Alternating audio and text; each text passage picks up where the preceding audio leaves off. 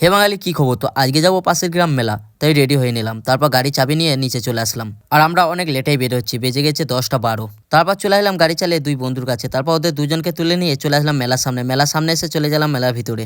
ভিতরে এসে এরা দুজন আমাকে কোনো পাত্তাই দিচ্ছে না, একাই চলে যাচ্ছে মেলার ভিতর। তারপর আমি একা একা চলে আসি, দেখি দুই মুরগি খুব নাচানাচি করছে, আর এখানে কিছু মুরগি দাঁড়িয়ে দেখছে। তারপর আরও ভিতর দিকে এসে দেখি বাচ্চারা সব খেলা করছে। আর মেলাটা খুব একটা ভিড় ছিল না, ফাঁকাই ছিল, চারিদিকে ফাঁকা আর ফাঁকা। আর এরা দুজন ভাবছে এতে চাপলে কিরকম মজা পাবো। তারপর মেলার ভিতর দিকে আরও চলে আসলাম। ভিতর দিকে আসতেই দেখলাম এখানে বিভিন্ন রকমের খেলা হচ্ছে। আর ভিতরে খুব একটা মেলার ভিড় ছিল না, কারণ অনেকটা বেজে গিয়েছিল। তারপর আরও মেলার ভিতরে এসে দেখি বিভিন্ন রকমের খাবারের দোকান।